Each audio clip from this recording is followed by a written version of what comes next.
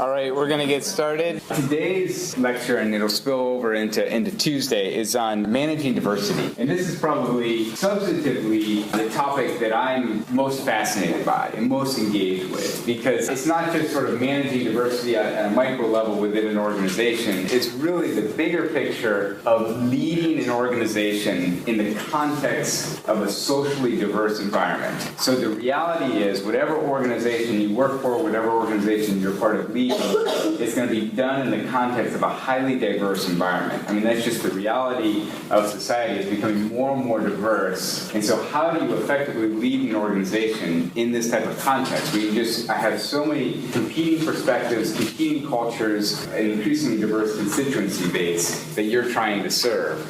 And so to me, it's one that people are puzzled with. The idea of diversity, like for me, in my experience working with nonprofits, the main one that I worked with was an incredibly white organization. Like, it's just overwhelmingly white in its staff. And one of the challenges we always faced was, well, how do we become more diverse? And so the first element was this idea of achieving diversity.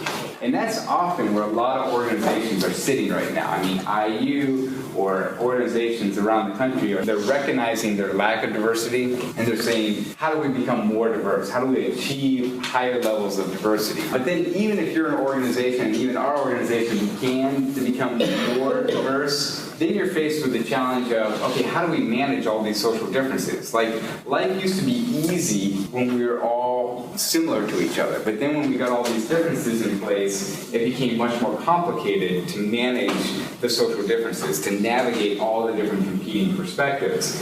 And so then that's an element within organizations, is how do you manage diversity that's there? And then the last part is, okay, so we've done all this effort to become diverse, now we're sort of operating smoothly as a diverse organization, but then how can we actually leverage our social differences to advance the goals of the organization? Like, how can we actually use diversity in a way that helps our organization versus just, well, let's become diverse because that's what organizations do. Like, it's important to be diverse, but not even really thinking about why we're diverse. And so when I think about this, it's an issue that every organization is facing. If you watch the news for any small amount of time, you'll recognize that, week after week, these organizations will talk about something related to diversity. And oftentimes they're sitting there saying, we need to become more diverse. They evaluate their levels of diversity and they come up with strategies for becoming more diverse. And so all these organizations are recognizing their lack of diversity and their need to become more diverse. And I think my question is to sort of step back for a moment and say, why should these organizations be diverse? Like, what would be some reasons that you would give? Like, there's this huge emphasis on becoming diverse, and yet few people are sort of stepping back and saying, why? What would be some reasons why? Yeah, Bryson. I feel like they can enhance different target audiences. Okay. Just by them being diverse, so they can just target different cultures and traditions, which can ultimately help the organization.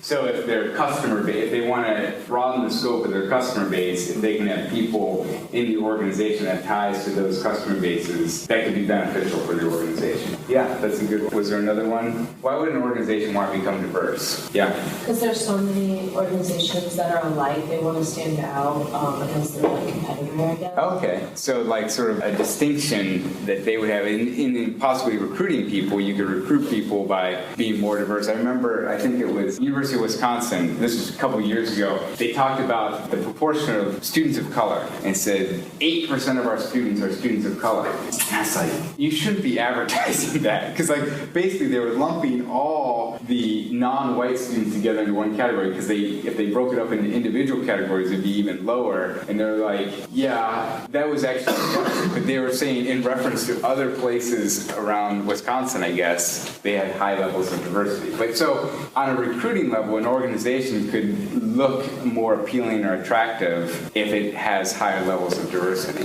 Any other reasons why an organization would want to become diverse? Yeah. Can make you more credible. In what way, like? if you're working with a population that just is diverse in general and your organization isn't, then it's like, how would you know what's best? How could you relate in any way? So it gives you legitimacy. Yeah. So yeah, I mean, one of the types of organizations I study are immigrant rights organizations. If you look at the leaders of immigrant rights organizations, there's low representation of immigrants among the leadership of immigrant rights organizations. And so if you're an organization that's advocating for the rights of immigrants, and yet you don't have immigrants among your leadership, then your credibility and your legitimacy as advocating for the rights of immigrants is undermined. Because people are like, well, how do you know what the needs of immigrants are firsthand if amongst your leadership you don't have immigrants? And so definitely for certain nonprofits or advocacy organizations, if they don't have representation of the people that they're advocating for, then it hurts their credibility. Or even if you're running a homeless shelter and you don't have any formerly homeless people a part of your leadership team, then in many ways it can be seen as a more paternalistic organization that is sort of separating out the people with homes and the homeless people, and it makes it difficult then to know how to best serve the homeless population. Yeah. I think it also just makes them look good overall. So good public relations. Yeah, I mean, just with any organization, when people do reviews on them, which, I mean, social media is known for just putting the organization's information online, and they're just trying to make themselves look good overall. So when people see that they are diverse and they're engaging in different cultures and traditions, then it gives them a good look, and it incentivizes people to engage in that organization and to get a better look on them. Mm-hmm. So this is the interesting thing, and this is probably the critique I have, with this, I'll say, diversity bandwagon. Because you're right, it sort of looks good, but at the end of the day, if you're running a business, it is good to have good public relations, but it costs a lot of money and a lot of resources to become diverse. And the interesting thing is that there's actually not a strong business case for diversity, meaning that most of the studies that are, of all the studies that are out there, a third of them say that diversity increases performance, like makes your organization a higher performing organization. A third of the studies say that diversity hinders performance. Like, so the more diverse your organization becomes, the lower performing it is. And then the remaining third say diversity doesn't matter for performance. Like, it doesn't, there's no difference in terms of better or lower performing yet. What kind of diversity? Well, typically, most of the studies are gender diversity and racial diversity. But then also there's things like age diversity. So if you have a variety of age groups represented, or even the class diversity. But most all of the studies look at, how gender diverse is your organization and how racially diverse. And really, there isn't strong evidence saying if you become more diverse, your organization will perform better. The implied thing is that diversity is good, and it's good for business. But I don't know why Google necessarily would be a better organization if they had a racially diverse group of programmers. Like, if you think of accountants, how would a person's racial identity influence their capacity to be an accountant? If you think of accounting, it's a pretty just standardized rubric, you just sort of go through it. And why would a person's racial identity influence their capacity as an accountant? And yet accounting firms are saying, look at how diverse we are. So for me, to make a business case for diversity, I think would be flawed. So if you're advocating for diversity, and again, I'm a huge advocate of diversity, but not for business purposes. And so if you want to advocate for diversity, it's not necessarily the best path to go down and say, hey, this is going to increase our profits, or this is going to increase our revenue. Obviously, there's other reasons for engaging in diversity. And there's two sources that I go back to, and one comes from a very unexpected place. It comes from biology. So there's this professor at UC Berkeley who studies this concept of biodiversity. And he basically studies food production, mass food production throughout the world. And one of his best examples is McDonald's. So McDonald's wants to have French fries, a consistent French fry, no matter where you go in the world to eat that French fry. So whatever McDonald's you go to, whether it's in China or Brazil or England, that when you order French fries, that French fry experience will be consistent, will be the same. It'll be the same type of French fry. And the way that they do that is when they outsource all of their potato farmers to supply them with potatoes to make the French fries, they say, you need to grow this specific type of potato. So there's over 100 different varieties of potatoes out there, but McDonald's says if you want to be a supplier to us, you need to mass produce this one type of potato. And so then you have farms throughout the Midwest and the western regions that are growing this one type of potato, massive amounts of this one type of potato. And what is created is this very homogeneous agricultural industry. And what his research is showing is when you lack diversity in the natural world or in the biological world, it creates a lot of problems for the agricultural industry. Like the lack of diversity actually hurts the health of the environment. When I was looking at this research, I was like, wow, there's so many parallels from the natural world or the biological world to the social world. And what are the drawbacks to having a highly homogeneous organization? And are there parallels to the drawbacks to having homogeneity in the agricultural world? Is there similar drawbacks or relatable drawbacks in the social world? And we're going to watch a short clip where he kind of highlights or describes his research in the agricultural industry. And I want you to begin thinking, well, how might this relate to the social world? Monoculture is, in one sense, monocultures are very simple, and in another sense, they're very complex. They're simple in that they represent a simplification of the landscape. Every species eliminated but one. They're complex in the sense that they need such a superstructure to hold them up. They need pesticides, they need machinery, they need fertilizer, they need pharmaceuticals. In the case of animals, farmers using monoculture need to buy a lot of things. They need to buy pesticides. Pests love monocultures. I mean, there's so much food that its population explodes. And so monocultures are very vulnerable to disease. The other vulnerability is that they exhaust the soil. Every plant is taking the same things from the soil and not putting things back. Although it's consistent with the logic of industry, you make lots of widgets, same size, from one machine, it contradicts the logic of the natural world. You don't find monocultures in nature. Nature just doesn't work that way. Nature doesn't put all her eggs in one basket. So when you think of this idea of monocultures in the agricultural world and monocultures in the social world, what are some potential drawbacks to having a homogeneous group or homogeneous organization?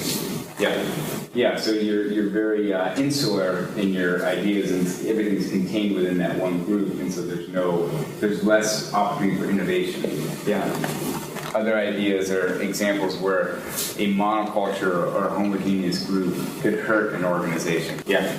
Depending on the service being provided, I feel like you could exhaust your resources really quickly if maybe you're just specifically doing one thing to one group of people. Yeah. Because there might be certain patrons that could benefit from your service in different ways, depending on their background or whatever makes them diverse. Sure. And so you might be able to expand the resources that you use and kind of take a little from here and there rather than just having one strict resource. Sure. So if you lacked linguistic diversity, like where everyone spoke English and you didn't have anyone who spoke languages other than English, then you limit the populations of people that you potentially serve. Or I think it's like the music group, like there's so many different types of genres and different types of artists, but if you're strictly focusing on, one type of people, you might have one or two genres and then you're only using so many resources. Yeah.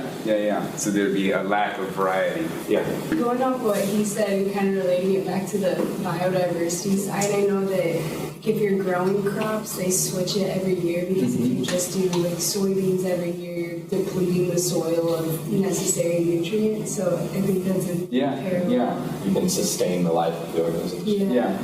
No, I mean, when I was reading this stuff, I just, I kind of thought McDonald's French fries, okay, whatever, they're everywhere.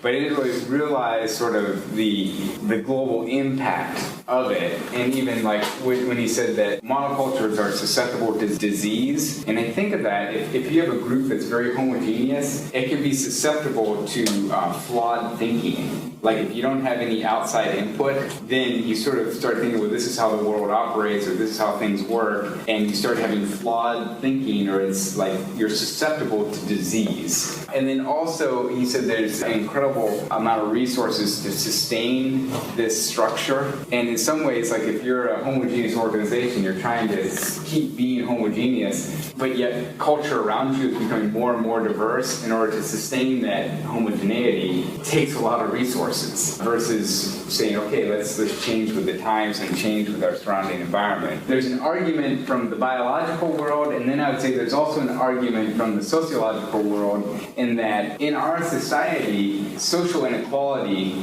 exists, and it exists often along gender, racial, class lines, such that certain groups are systematically disadvantaged compared to other groups.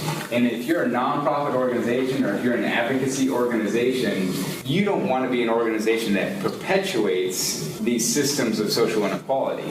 So whether it be gender inequality or racial inequality, your organization should be in front of that and saying, okay, we recognize the social inequality that exists, and we're not going to be a part of perpetuating that. Because oftentimes, organizations are the sites in which inequalities are amplified.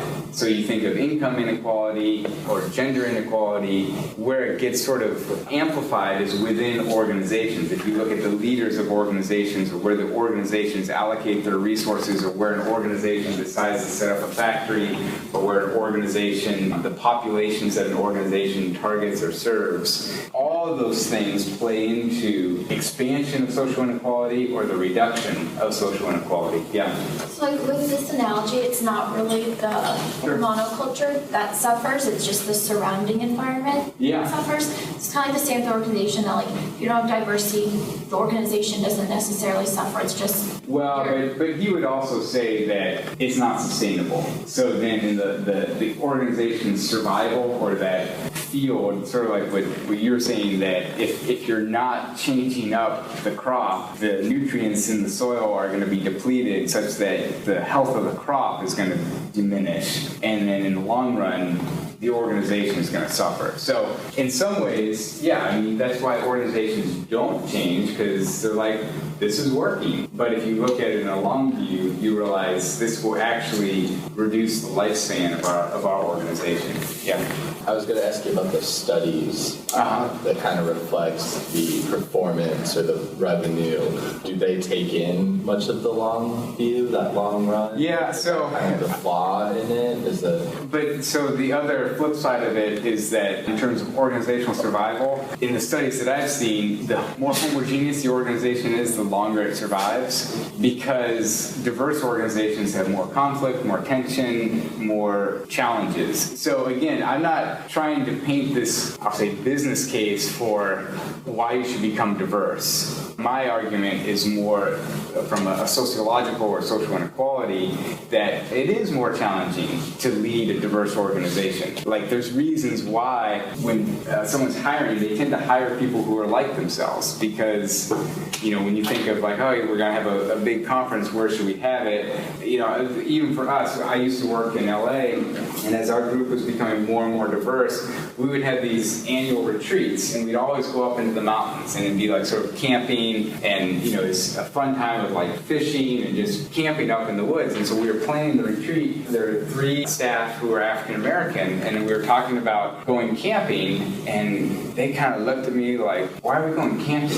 And I was like, oh, because we do this every year. I mean, it's a tradition. Every year we go camping up into the mountains and in the woods. And they said, well, I mean, we can go, but if this is supposed to be fun and like a retreat and a getaway, camping isn't what I would pick. And so then it's like, oh, well, why do you have to ruin the party? And, that was sort of the reaction. But then it was like, I just kind of assumed that everyone loved camping because all my friends love camping, and that's what we do as an organization. And so the diversity created a challenge, but then we ended up doing something different, and it expanded our view as an organization. So it created tension, but then we were able to work through it. But a lot of organizations would just say, well, yeah, that's why we want to hire people who are similar to ourselves, and not just the white people, because, if you go to a predominantly black organization, they're going to plan a retreat or conference that coincides with some of their interests and values. So again, if anyone makes a case that,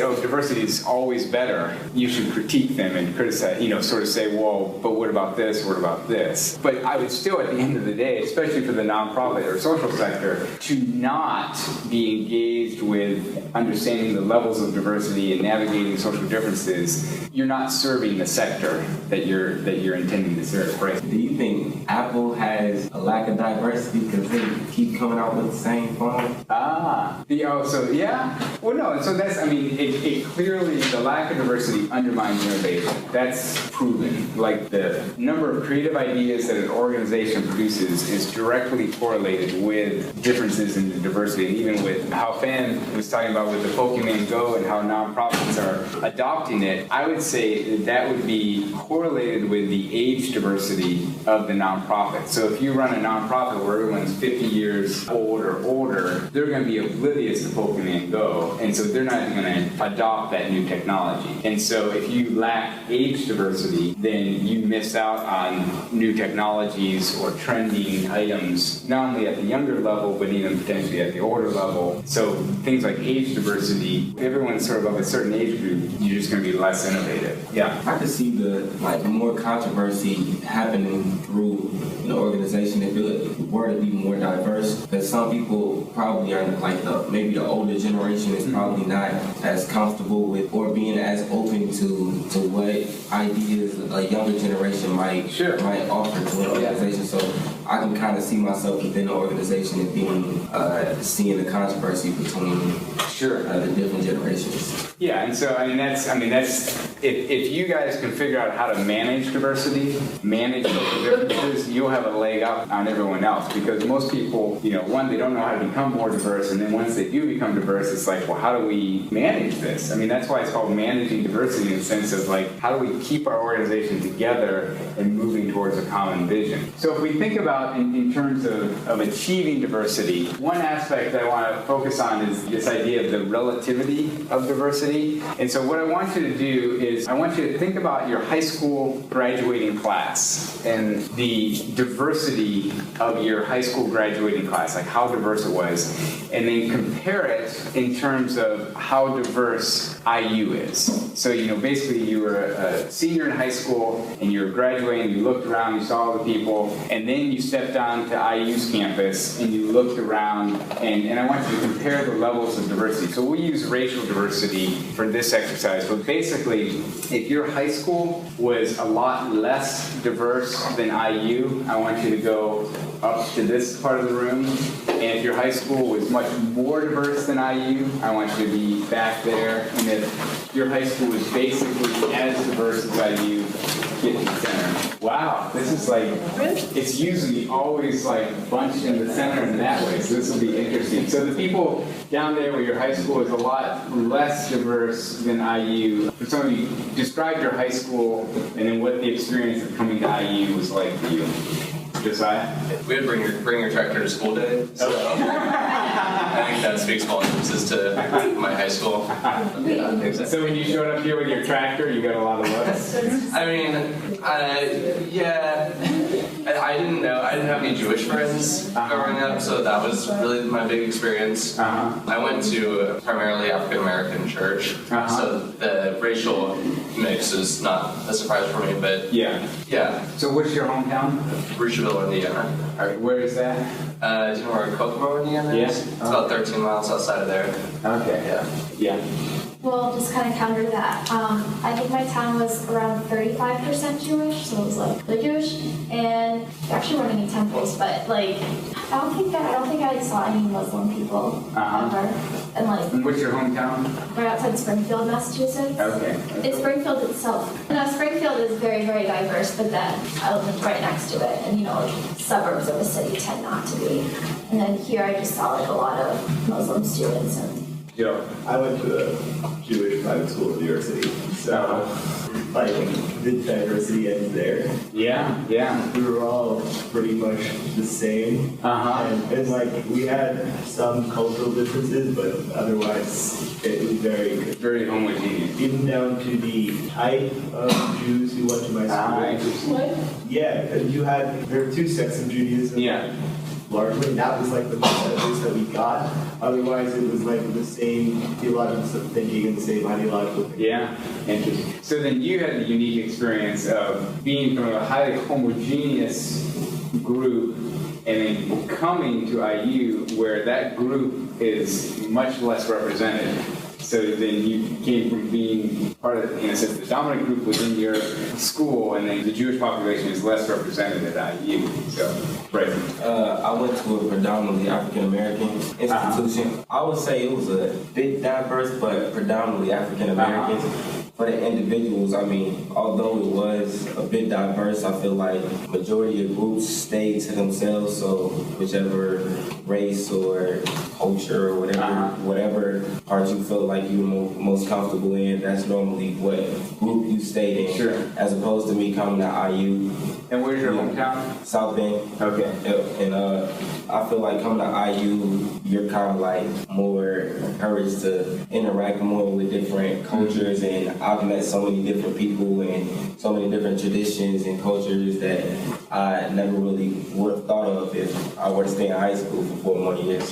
So yeah. So that's yeah. I mean, these are all great examples. So like we have the person driving your tractor to school day. We have private Jewish high school and predominantly African American school, all homogeneous, and then you come to IU and it's more diverse, but diverse along different dimensions than what each of you experienced. Like for you guys, describe your hometown and why it was so diverse, or what the diversity was like. Yeah.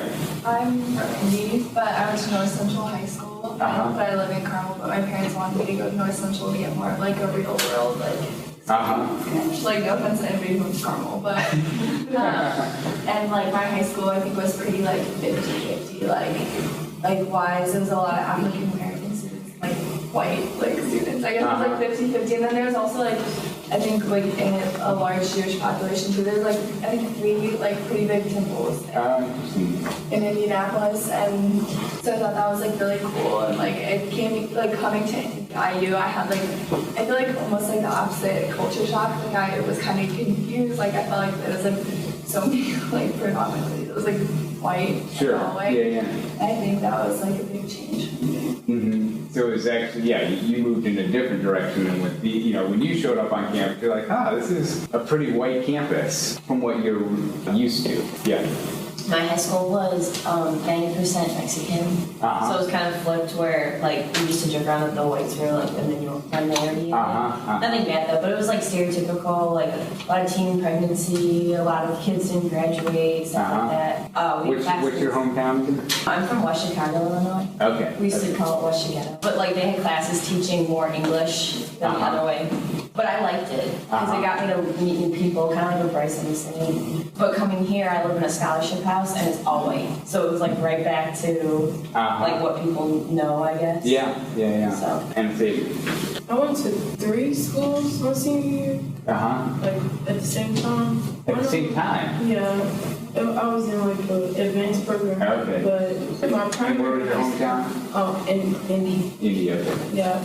My primary high school was like Lighthouse, and it was like small and had like a little bit of diversity. Then the second school I went to during the day was like big and it had like a little bit more diversity. And then I hit IUPUI. I was like, okay, college not gonna be like this, right?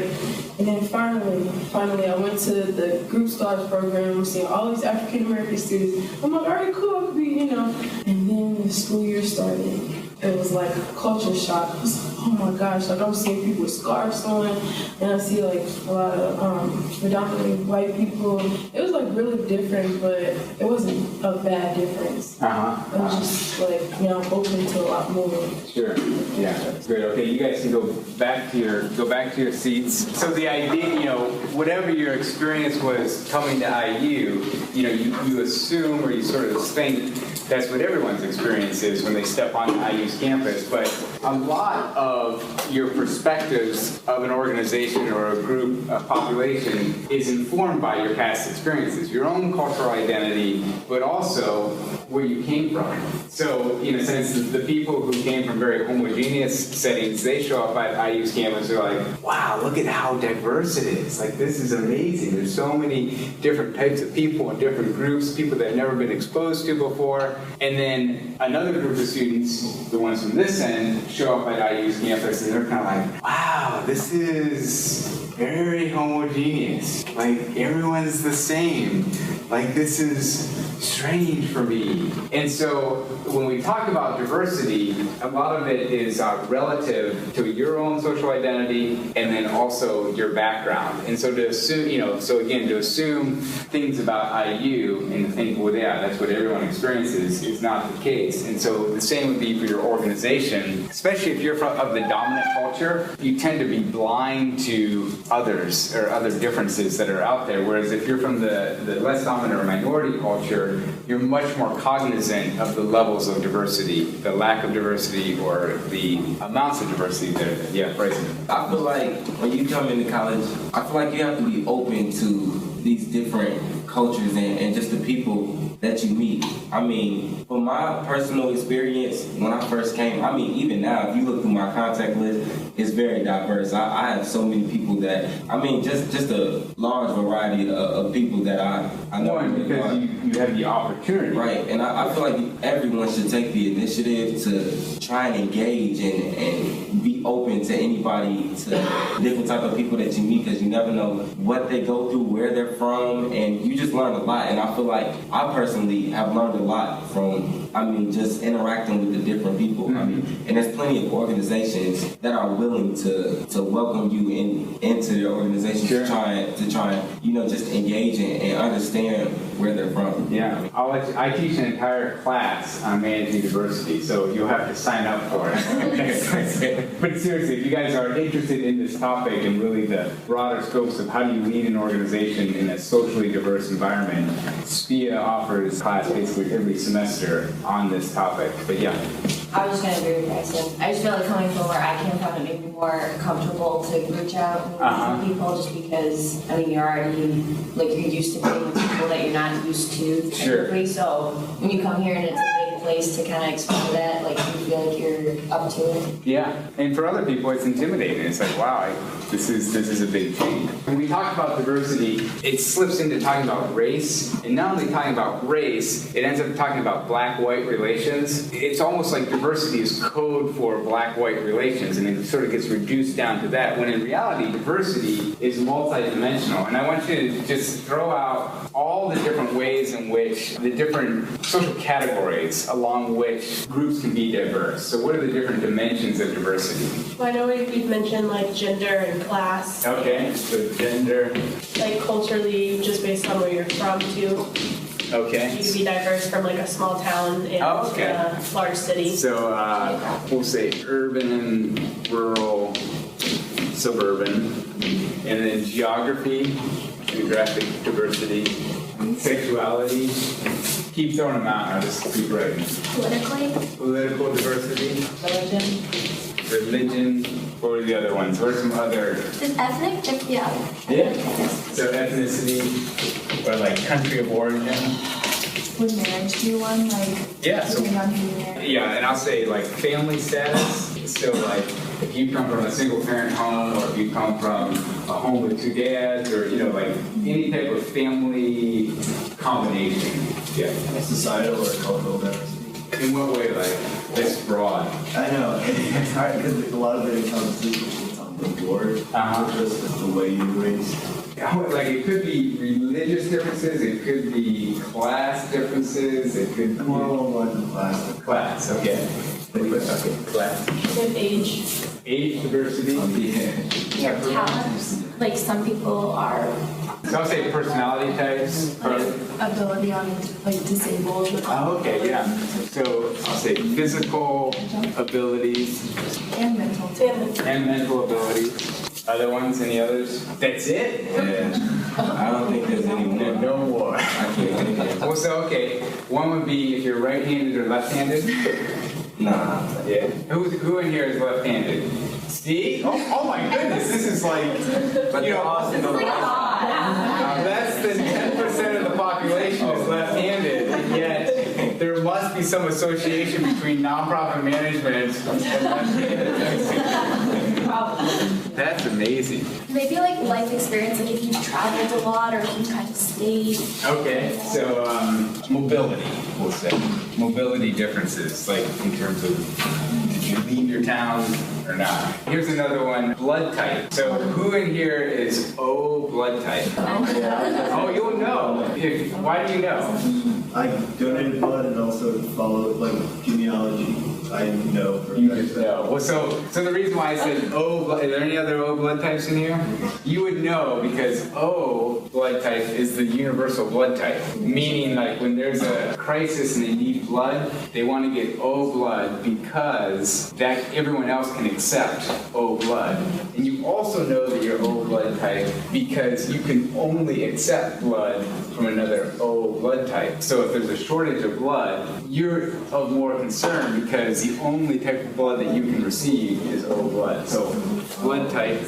So and basically your doctor would say, they would make a point that you're O blood type, and the American Red Cross would have your name on a list because they want to keep track of all the O blood type people, because when they need to have a mass like, hey, we need people to donate, if they can get O blood type to donate, it's beneficial to them. So there's all these different dimensions of diversity. So why is it that certain dimensions are more socially significant than others? Yeah. Maybe because like race is just something you can see without even like everything else you have to like talk to someone to understand, I guess. So it's physically apparent, it's physically obvious. Okay, yeah. There's a deep history with those types of diversity. Okay, so my question would be why? Or why are those socially significant when others aren't? Yeah. Maybe because of their behavior. In what sense, like? I don't know. Yeah, usually negative behavior that like relates between the two. Okay. So there's social differences that we perceive.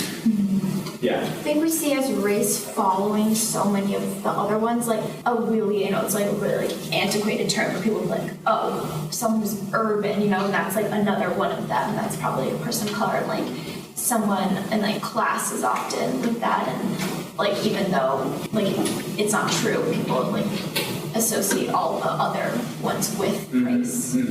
Yeah, so race is a socially significant one because it's visible because of the history, especially like African Americans in the U.S., the history of slavery, but also with other ethnic minorities of immigration when they've immigrated to the U.S.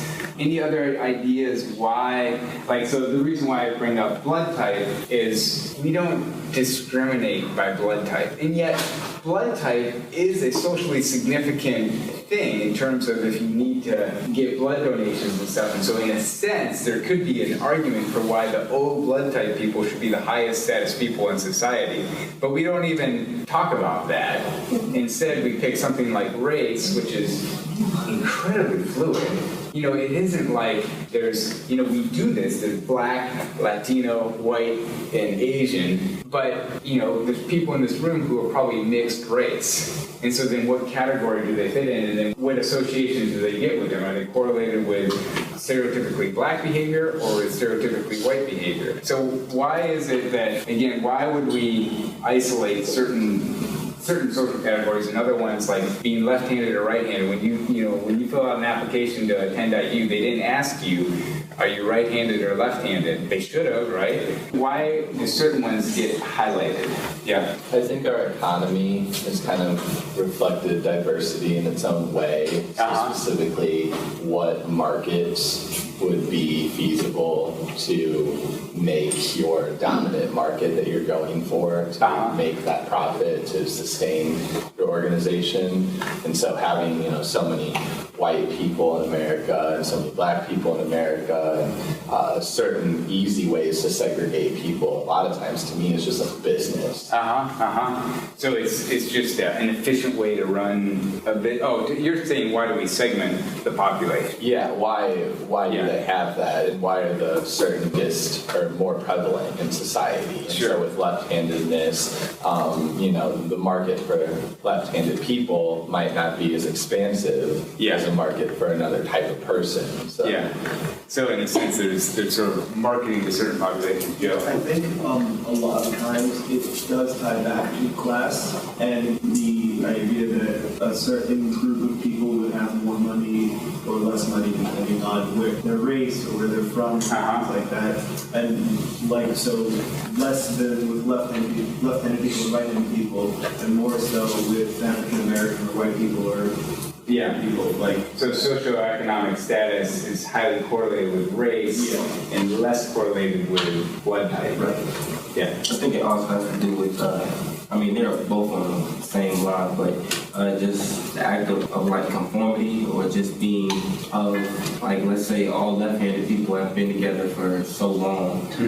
That's just what you're used to. That's just what you're accustomed to. And when you approach someone that is not of your right-handedness or whatnot, then it's just a little different. You don't feel comfortable.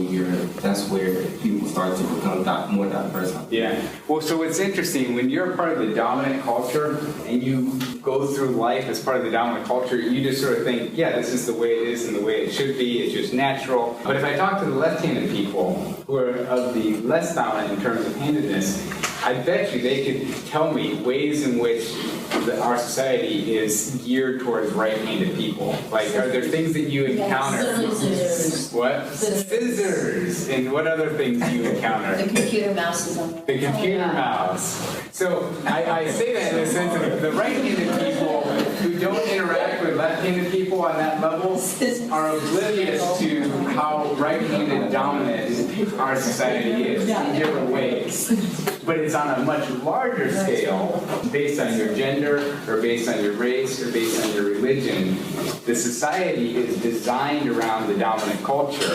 And if you're part of the dominant culture, you're blind to that sort of bias towards your orientation. And so one of the values of diversity is when you have people from the less dominant or minority culture come into your organization, they can say, hey, listen, the way that this is operating is actually at a disadvantage to me, or it's actually an encumbrance to me, and we should change it up. So it's one small example of innovation that comes. One thing that I want to briefly touch on is the difference between diversity and individuality. So, every semester there's a student who says, well, this classroom is incredibly diverse because it's made up of individuals and everyone is unique. There's only one Thomas in the entire world. And so there's incredible diversity in anywhere you go because everyone's unique. And that's what individuality is, and that's an individual level phenomena. When we talk about diversity, it's a group level phenomena. So it's diversity is not minimizing your uniqueness and your specialness, but it's really focusing on here's all the different social dimensions that exist in society, and society groups people by these dimensions. Whether or not those dimensions are real, whether or not it's beneficial, the social reality is people get grouped. So you get grouped by gender, male or female. You get grouped by religion. Are you Christian? Are you Jewish? Are you Muslim? Are you Buddhist? And so it's diversity focuses on group level phenomena, and yet there's still individuality in the midst of that. We will continue this conversation on diversity on Tuesday.